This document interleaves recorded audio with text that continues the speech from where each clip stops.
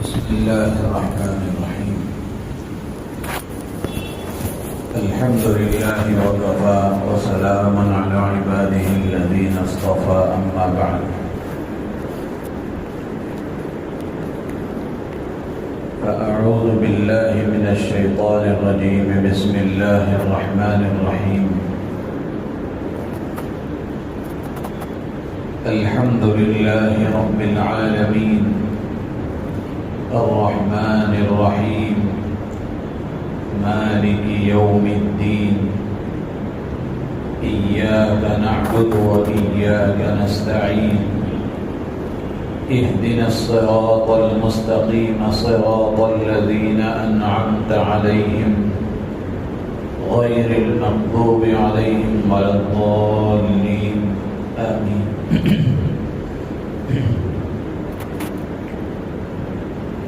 صدق اللہ مولانا العظیم.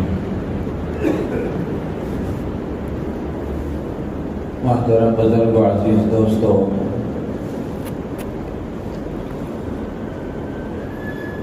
یہ سورہ فاتحہ کی آیتیں آپ حضرات کے سامنے تلاوت کی گئی. سورہ فاتحہ قرآن پاک کی سب سے پہلی سورت ہے، لیکن نزول کی ترتیب کے اعتبار سے، نازل ہونے کی ترتیب کے اعتبار سے یہ پہلی سورت نہیں ہے. یہ بات ذہن میں رکھیں کہ قرآن کریم کی دو ترتیبیں ہیں. ایک ترتیب ہے ترتیب نزولی اور ایک ترتیب ہے ترتیب وضعی. ترتیب نزولی کا مطلب یہ ہے کہ قرآن کریم کی پہلی آیت کون سی نازل ہوئی، پھر اس کے بعد کون سی نازل ہوئی، پھر اس کے بعد کون سی نازل ہوئی. یہ ترتیب نزولی کہلاتی ہے. اور قرآن کریم میں کون سی آیت کہاں ہے، اس کے بعد کون سی آیت ہے، پھر اس کے بعد کون سی آیت ہے، یہ ترتیب وضعی کہلاتی ہے. اکثر مسلمان جانتے ہیں، سب کے علم میں ہے کہ قرآن کریم کی جو سب سے پہلی آیت نازل ہوئی اور سب سے پہلی وحی امام الانبیاء ہم سب کے محسن آقا حضرت محمد رسول اللہ صلی اللہ تعالی علیہ وسلم پر جو سب سے پہلی وحی نازل ہوئی اور سب سے پہلی آیتیں نازل ہوئی، وہ سورہ فاتحہ کی نہیں تھی، بلکہ سورہ علق کی ابتدائی آیتیں نازل ہوئی.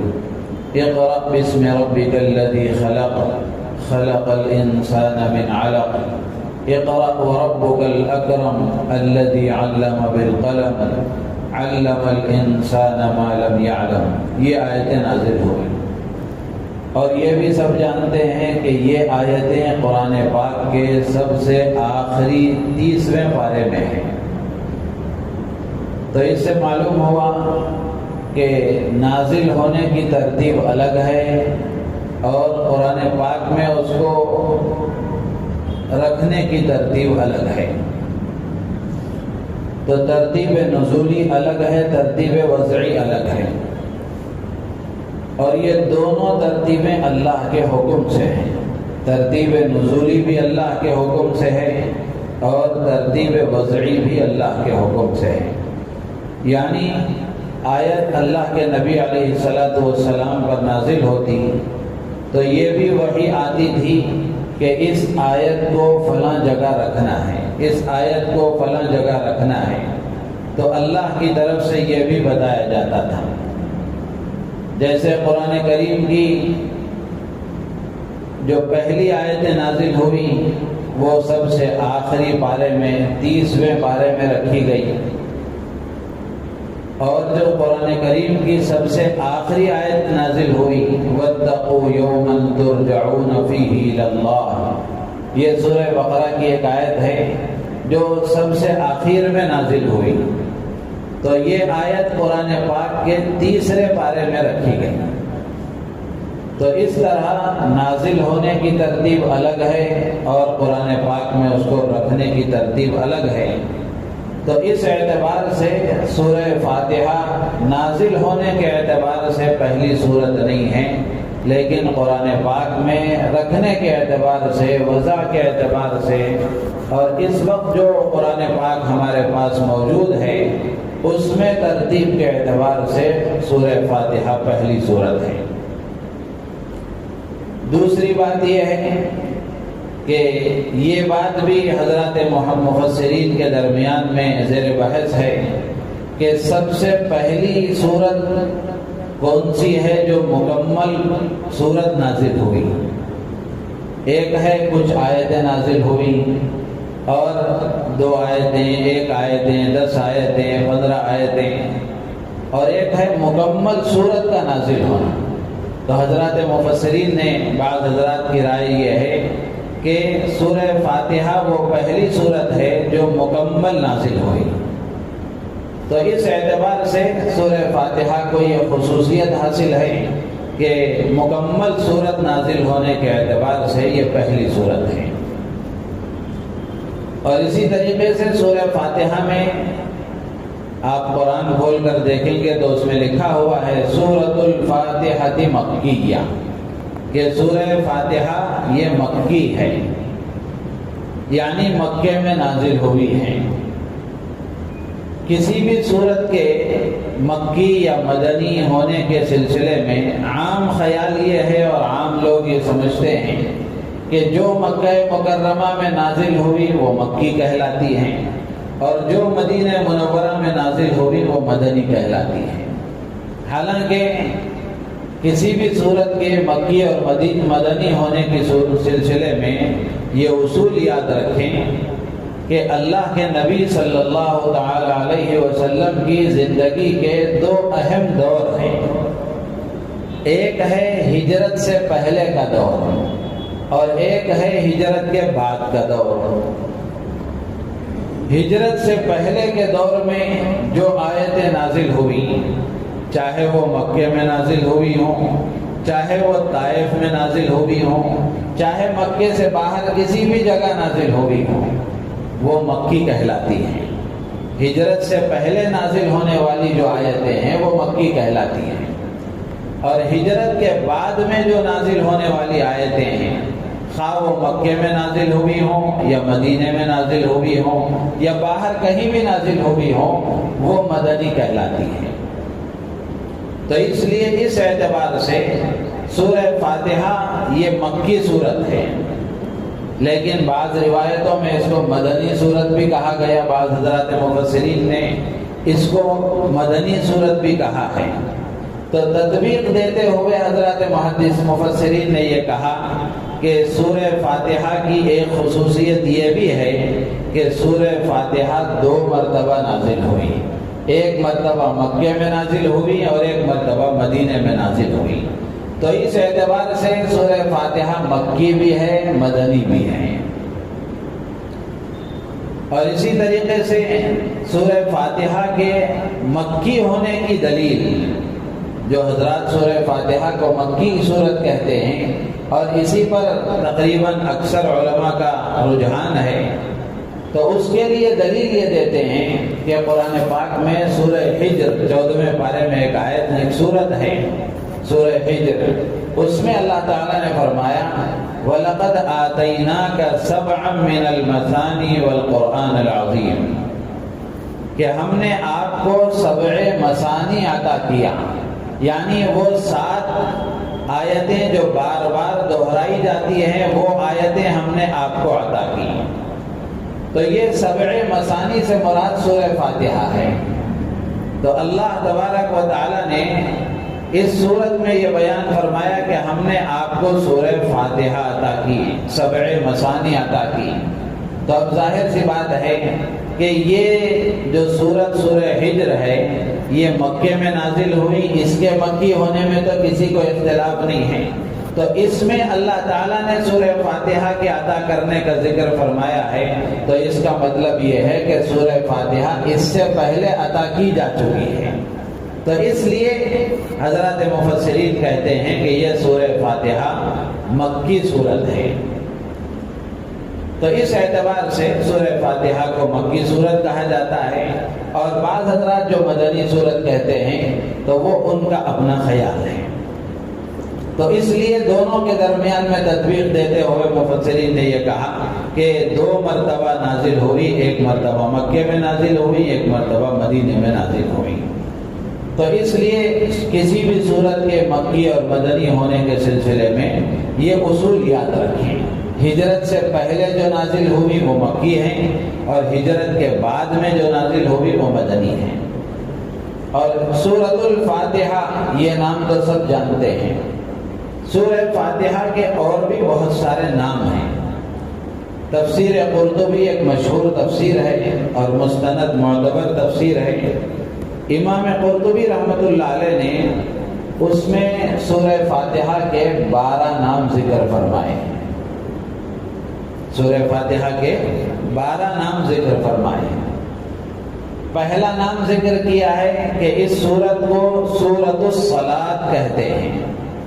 اس سورت کو سورۃ الصلاۃ کہتے ہیں۔ صلاۃ کا معنی نماز، تو اس کو سورۃ الصلاۃ کہتے ہیں۔ اور سورۃ الصلاۃ اس لیے کہتے ہیں کہ یہ سورت ایسی عظیم الشان ہے کہ ہر نماز کی ہر رکعت میں یہ پڑھی جاتی ہے، چاہے فرض نماز ہو، واجب نماز ہو، سنت ہو، نفل ہو، ہر نماز کی ہر رکعت میں اس کو پڑھا جاتا ہے، اور ہر رکعت میں اس کا پڑھنا واجب ہے۔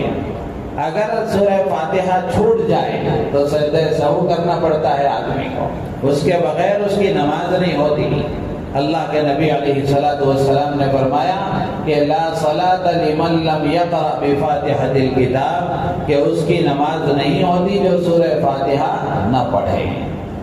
تو سورہ فاتحہ کے پڑھے بغیر نماز درست نہیں ہوتی، تو اس لیے اس کو سورۃ الصلاۃ کہا جاتا ہے۔ اسی لیے علماء نے لکھا ہے کہ امام ہے اور تنہا نماز پڑھنے والا ہے، تو ان دونوں کے لیے سورہ فاتحہ کا پڑھنا واجب ہے۔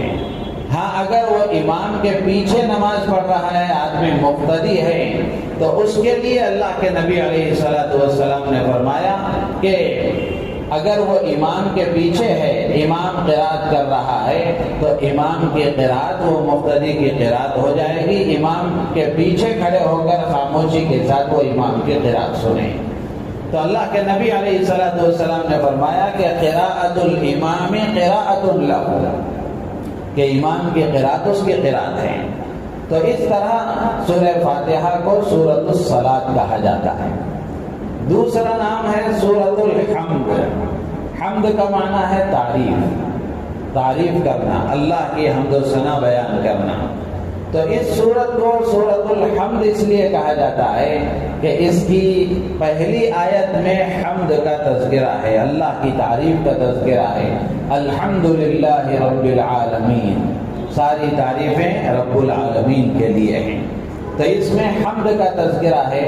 اللہ تبارک و تعالی نے پہلی آیت بیان فرمائی الحمدللہ رب العالمین، تو اس اعتبار سے اس کو سورۃ الحمد کہا جاتا ہے۔ اسی طریقے سے حضرات علماء نے لکھا ہے کہ ایک نام اس کا فاتحۃ الکتاب ہے، ایک نام اس کا فاتحۃ الکتاب ہے۔ فاتحۃ الکتاب کا معنی ہے کتاب کو شروع کرنے والی، کتاب کو کھولنے والی۔ ظاہر سی بات ہے کہ قرآن پاک کی پہلی سورت ہے، قرآن پاک کی شروعات یہیں سے ہوتی ہے۔ قرآن پاک کی الفاظ کی قرات اور اس کی تلاوت سورہ فاتحہ سے شروع ہوتی ہے۔ اگر کوئی قرآن پاک کو لکھنا چاہے تو خط اور تحریر کے اعتبار سے سورہ فاتحہ سے لکھنا شروع کرتا ہے۔ تو اس طرح یہ سورہ فاتحہ فاتحۃ الکتاب بھی اس کا نام رکھا گیا ہے۔ اسی طریقے سے سورہ فاتحہ کا نام ام الکتاب بھی ہے، ام القرآن بھی ہے۔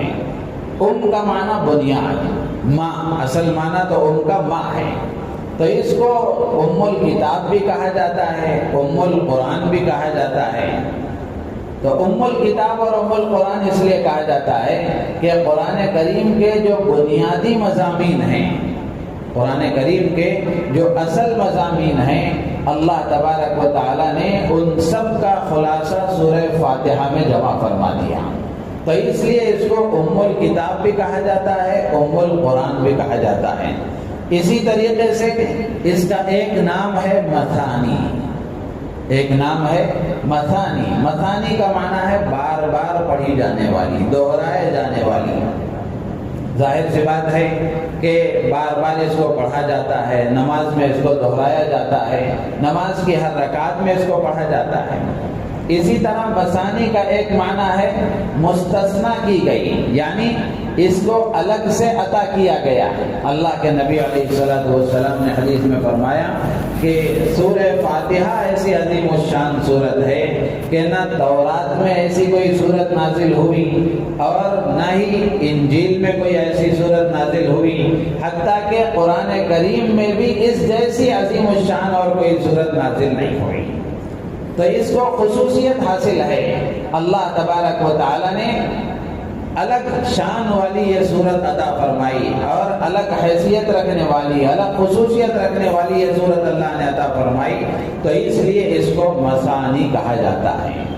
مثانی کا مطلب ایک معنی تو دہرائے جانے والی، ہر نماز میں اس کو دہراتے ہیں اس لیے اس کو مثانی کہا جاتا ہے. اور ایک معنی مستثنی کی ہوئی، یعنی الگ سے عطا کی ہوئی، ایک الگ شان رکھنے والی. تو اس اعتبار سے بھی اس کو مثانی کہا جاتا ہے. اور اسی طریقے سے ایک نام القرآن العظیم بھی ہے. حدیث میں اللہ کے نبی علیہ الصلوۃ والسلام نے یہ نام ذکر فرمایا.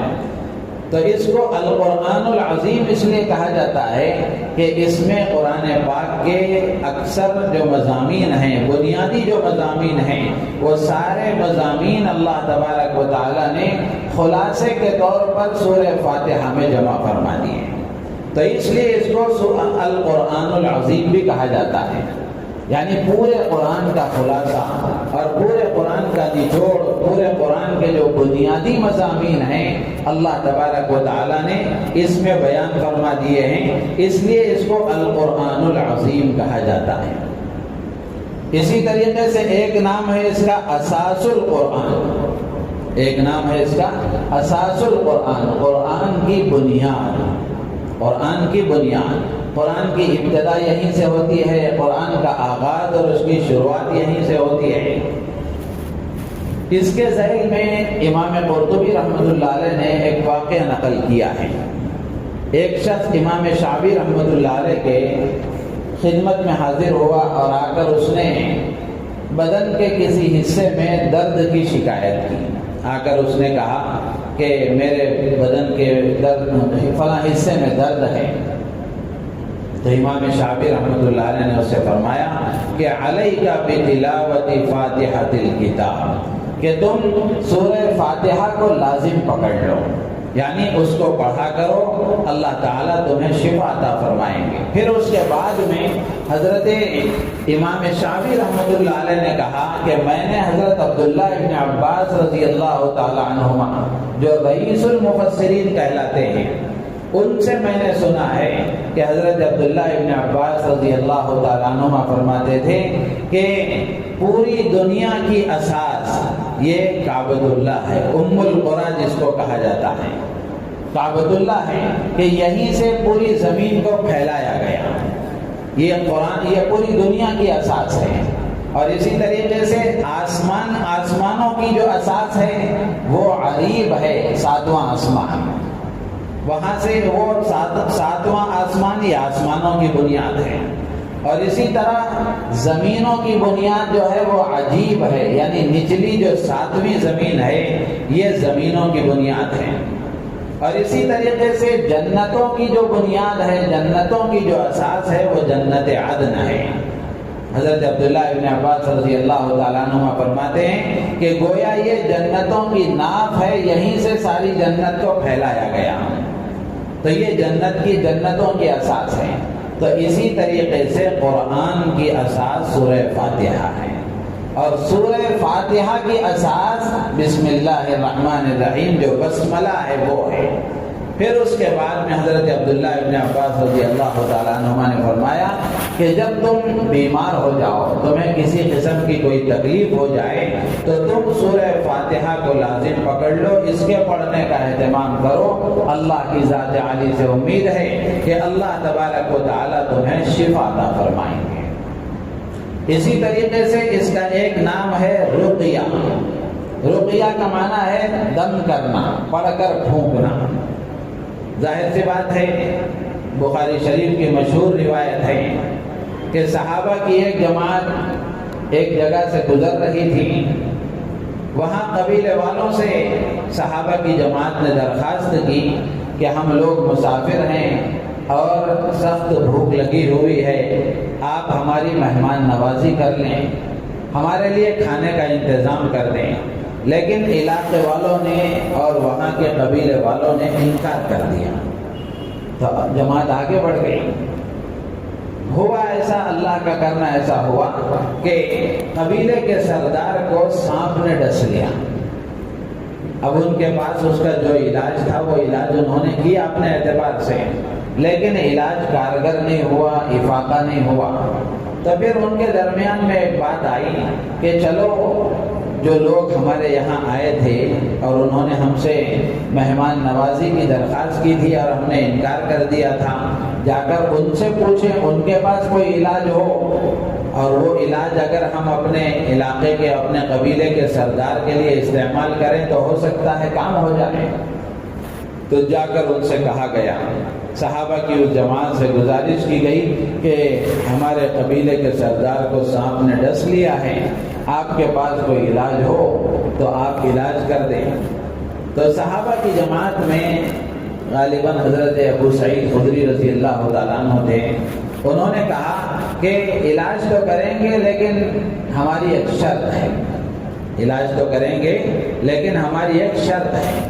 شرط یہ ہے کہ اگر سردار کی طبیعت ٹھیک ہو جائے، افاقہ ہو جائے، سانپ کا اثر اور اس کے زہر کا اثر ختم ہو جائے، تو تم ہمیں کچھ بکریاں دو گے۔ تو انہوں نے شرط کو قبول کر لیا۔ تو وہ صحابی آئے اور انہوں نے آ کر سورہ فاتحہ پڑھ کر دم کیا، اللہ تبارک و تعالیٰ نے افاقہ عطا فرمایا۔ تو ان کی طرف سے شرط کے مطابق بکریاں دی گئی۔ اب وہ بکریاں صحابہ نے لی تو صحابہ کے درمیان میں رائے بدل گئی، مختلف ہو گئی۔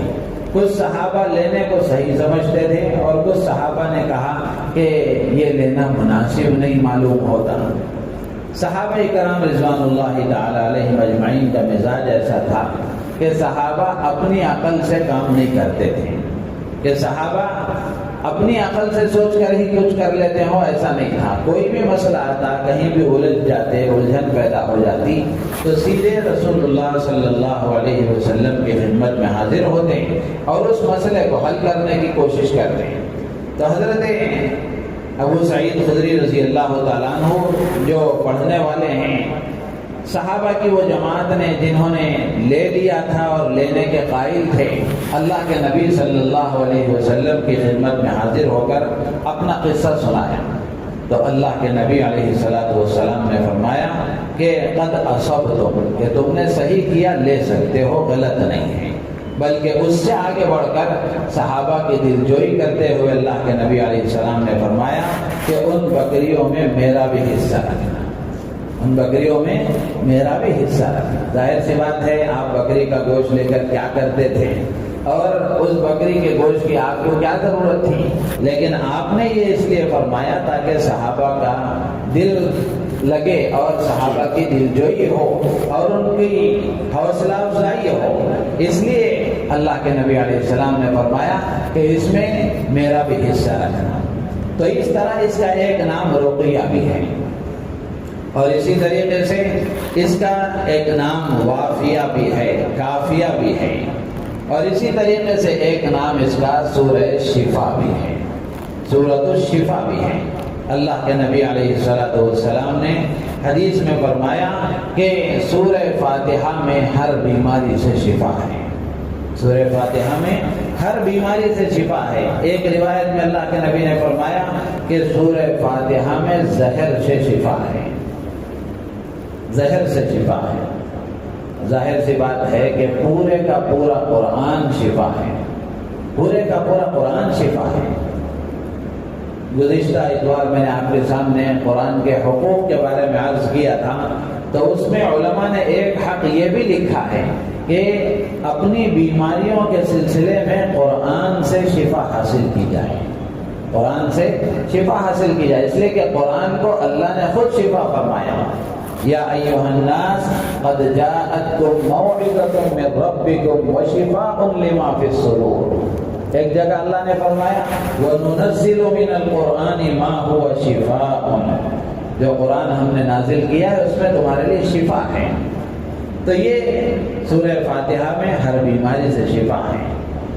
اگر کوئی آدمی یقین کے ساتھ پڑھتا ہے اللہ تبارک و تعالی اس کو ضرور شفا عطا فرماتے ہیں۔ اللہ کی ذات پر کامل اعتماد اور بھروسہ اور اللہ کے نبی علیہ الصلوۃ والسلام کے اس ارشاد پر یقین، مضبوط یقین، یہ اثر پیدا کرتا ہے۔ ٹرائی کرنے کے لیے اور شک کے ساتھ دیکھیں گے ہوتا ہے کہ نہیں ہوتا ہے، ایسا کریں گے تو کچھ بھی نہیں ہوگا۔ ہمارے بزرگ ہیں حضرت مولانا الیاس گھومن صاحب دامت برکاتہ، انہوں نے اپنے تفسیری دروس میں لکھا ہے کہ ایک جگہ وہ اسی طرح درس قرآن دیا کرتے تھے، اس مسجد کے مؤذن صاحب کے یہاں کچھ مہمان آئے ہوئے تھے۔ ان مہمانوں میں ایک بچی تھی۔ ہوا ایسا کہ اس بچی کو ماہواری کے ایام شروع ہوئے۔ اب جب شروع ہوئے تو اب وہ خون کے رکنے کا سلسلہ بند ہی نہیں ہو رہا تھا، مسلسل وہ بیماری میں مبتلا، مسلسل پریشان۔ تو وہ مؤذن صاحب کہنے لگے کہ ڈاکٹروں کے پاس گئے، حکیموں کے پاس گئے، جن جن کے پاس جا سکتے تھے ان سب کے پاس گئے، جا کر علاج کرایا، لیکن یہ فائدہ نہیں ہوا۔ تو حضرت مولانا الیاس گھومن صاحب دامت برکاتہ فرماتے ہیں کہ میں نے ایک کاغذ لیا اور لے کر اس پر سورہ فاتحہ لکھا، اور سورہ فاتحہ لکھ کر میں نے مؤذن صاحب کو اس کو بند کر کے دیا کہ اس کو کھولنا نہیں، کھولے بغیر تم اس کو لے جاؤ اور لے جا کر اس بچی کے پیٹ پر اس کو کسی طریقے سے باندھ دو۔ جا کر انہوں نے باندھ دیا۔ دوسرے دن مؤذن صاحب ہاتھ میں مٹھائی کا ڈبہ پکڑ کر آ رہے ہیں۔ آ کر انہوں نے کہا کہ اللہ نے فضل فرمایا کہ بیماری سے افاقہ ہو گیا، وہ خون رک گیا اور اللہ تبارک و تعالی نے شفا عطا فرما دی۔ تو حضرت نے اس واقعے کو نقل کر کے لکھا ہے کہ یقین کی بات ہوتی ہے کہ جو آدمی یقین کرتا ہے اور اللہ کی ذات پر کامل اعتماد کر کے اللہ کے نبی علیہ السلام کے سچے ارشاد پر مضبوط یقین کر کے پھر یہ عمل کرتا ہے، اللہ تعالیٰ اس کو افاقہ عطا فرماتے ہیں، بیماریوں سے چھٹکارا عطا فرماتے ہیں، اس کو شفا عطا فرماتے ہیں۔ یقین کی بات ہے۔ اسی طرح بزرگوں کے معمولات میں ہے کہ ان کے پاس کوئی بھی آدمی، جیسے ایک بزرگ گزرے ہیں حضرت مولانا سرفراز صفدر خان صاحب رحمۃ اللہ علیہ، ان کے بارے میں آتا ہے کہ ان کے پاس کوئی تعویذ لینے کے لیے جاتا تو وہ تعویذ میں یہ دعا لکھتے تھے، بسم اللہ الذی لا یضر مع اسمہ شیء فی الارض ولا فی السماء وهو السمیع العلیم۔ یہ دعا لکھ کر دیا کرتے تھے، اس کے علاوہ کچھ نہیں لکھتے تھے۔ یہی دعا تعویذ میں لکھ کر دیا کرتے تھے۔ کوئی دم کرانے کے لیے آتا تو یہی دعا اس پر دم کر کے پھونک کر بھیج دیا کرتے تھے۔ ان کا یہ معمول تھا اور اللہ تبارک و تعالیٰ نے تاثیر عطا فرمائی تھی۔ اب وہ دعا بھی ہے ایسی، اس میں دعا میں اللہ کے نبی علیہ السلام نے کیا فرمایا، بسم اللہ الذی لا یضر مع اسمہ شیء فی الارض، اس اللہ کے نام سے لا یضر مع اسمہ شیء فی الارض ولا فی السماء، کہ اس کے نام کے ساتھ زمین و آسمان کی کوئی چیز نقصان نہیں پہنچا سکتی۔ وہ السمیع العلیم، وہ ہر چیز کو سننے والا اور جاننے والا ہے۔ تو یہ دعا پڑھ کر وہ دم کیا کرتے تھے اور یہی تعویذ میں لکھ کر دیا کرتے تھے یقین کے ساتھ، یہ ان کا معمول تھا۔ تو ایسے ہی حضرت مولانا الیاس صاحب فرماتے ہیں کہ جو آدمی یقین کے ساتھ اللہ کے نبی علیہ السلام کے ارشاد پر اگر یقین کرتے ہوئے عمل کرے گا، اللہ تعالیٰ اسے بھی شفا عطا فرمائیں گے۔ تو یہ امام قرطبی رحمۃ اللہ علیہ نے سورہ فاتحہ کے 12 نام ذکر فرمائے ہیں اور اس کے بڑے فضائل ہیں۔ سورہ فاتحہ کے بڑے فضائل ہیں اپنی جگہ۔ اللہ کے نبی علیہ السلام نے ایک مرتبہ حضرت ابو سعید خدری رضی اللہ تعالیٰ عنہ سے فرمایا کہ مسجد میں آپ نے ان سے فرمایا کہ جب میں مسجد سے باہر نکلوں تو تمہیں ایک عظیم الشان سورت سکھاؤں گا۔ پھر آپ نے ان کا ہاتھ تھام لیا، پکڑ لیا، ان کو لے کر آپ مسجد سے باہر آئے تو حضرت ابو سعید خدری رضی اللہ تعالیٰ عنہ فرماتے ہیں کہ میں نے آپ کو یاد دلایا کہ آپ نے کہا تھا کہ ایک بڑی سورت سکھاؤں گا، ایک عظیم الشان سورت سکھاؤں گا۔ تو اللہ کے نبی علیہ السلام نے فرمایا کہ وہ عظیم الشان سورت الحمدللہ رب العالمین والی سورت ہے۔ تو اس طرح یہ عظیم الشان سورت ہے، اور بھی بہت سارے فضائل اللہ کے نبی علیہ السلام نے اس کے بیان فرمائے ہیں، اور اس میں بہت سارے ہمارے لیے فوائد ہیں، بہت سارے ہمارے لیے اسباب ہیں۔ بقیہ باتیں انشاءاللہ اگلی اتوار عرض کی جائیں گی۔ اللہ تعالیٰ سے دعا ہے اللہ تعالیٰ ہم سب کو ان باتوں پر عمل کی توفیق عطا فرمائے، قرآن کو سمجھنے کی، قرآن کو تلاوت کرنے کی اور اس کے مطابق عمل کرنے کی اللہ تعالیٰ ہم سب کو پوری امت کو توفیق عطا فرمائے۔ اللہ تعالیٰ ہم سب کو علم صحیح اور عمل صالح نصیب فرمائے۔ آمین وآخر دعوانا الحمدللہ رب العالمین۔ الحمد لله رب العالمين اللهم صل على سيدنا مولانا محمد وعلى آل سيدنا مولانا محمد وبارك وسلم ربنا آتنا في الدنيا حسنة وفي الآخرة حسنة وقنا عذاب النار اللهم أحسن عاقبتنا في الأمور كلها وأجرنا من خزي الدنيا وعذاب الآخرة توفنا مسلمين والحقنا بالصالحين صل وسلم وبارك على حبيبك سيدنا محمد وعلى آله وأصحابه أجمعين والحمد لله رب العالمين۔